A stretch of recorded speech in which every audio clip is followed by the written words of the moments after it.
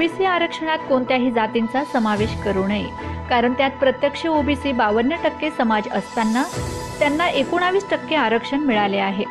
या आरक्षणात कुठल्याही प्रकारची भर न टाकता हे आरक्षण अबाधित ठेवावे।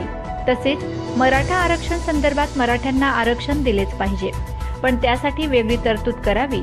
परंतु ही तरतूद करत असताना ओबीसी आरक्षणाला धक्का लागणार नाही याची काळजी घ्यावी।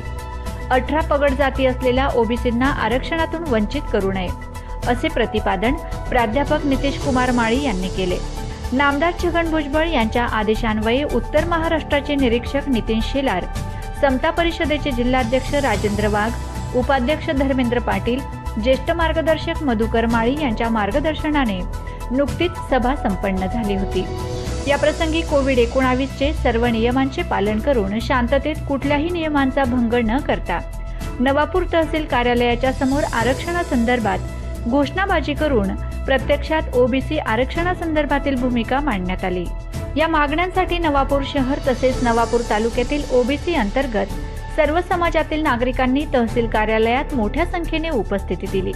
यावेळी तहसीलदार मंदार कुलकर्णी यांना निवेदन देण्यात आले।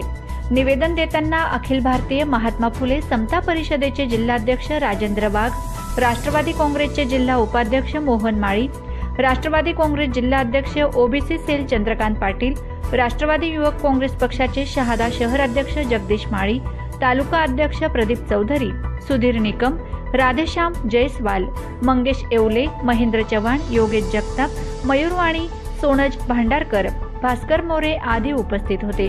Bureau report, Navapur express news, Navapur. नुकतीच उच्च न्यायालयामध्ये याचिका दाखल करण्यात आलेली आहे की आरक्षण ओबीसीच्या कोट्यामधून द्यावं, आणि दुसरा मुद्दा असा मांडलेला आहे की जर आरक्षण आम्हाला नाही तर कुणालाच नाही। या विरोधात आम्ही आज माननीय छगनरावजी भुजबळ यांच्या आदेशान्वये अखिल भारतीय महात्मा फुले समता परिषदेच्या माध्यमातून आम्ही आज ओबीसी आरक्षण बचाव मोहिमेला सुरुवात केलेली आहे। आम्ही निवेदन देण्यासाठी आदरणीय तहसीलदार साहेबांना निवेदन देण्यासाठी आलो होतो। तर यासाठी आमचा एकच प्रमुख मागणी आहे की आमच्या ओबीसींची जातीनिहाय जनगणना झाली पाहिजे आणि ओबीसीच्या आरक्षणाला धक्का न लागता विशेषतः मराठ्यांना आरक्षण दिलंच पाहिजे। यामध्ये आम्ही विरोधात नाही, पण मात्र जे आरक्षण आहे त्या ओबीसीच्या आरक्षणाला कुठलाही धक्का न लागू देता तुम्ही कुठलीही वेगळी तरतूद करावी, हीच आमची प्रमुख मागणी आहे। आणि दुसरी म्हणजे ओबीसीच्या जातीनिहाय जनगणना झाली पाहिजे, जेणेकरून 52% जे समाज आहे 52% समाजाला 19% आरक्षण मिळतं आणि विशेषतः आदिवासी बहुल भागामध्ये ओबीसींना फक्त 7 आणि 8% आरक्षण मिळतं।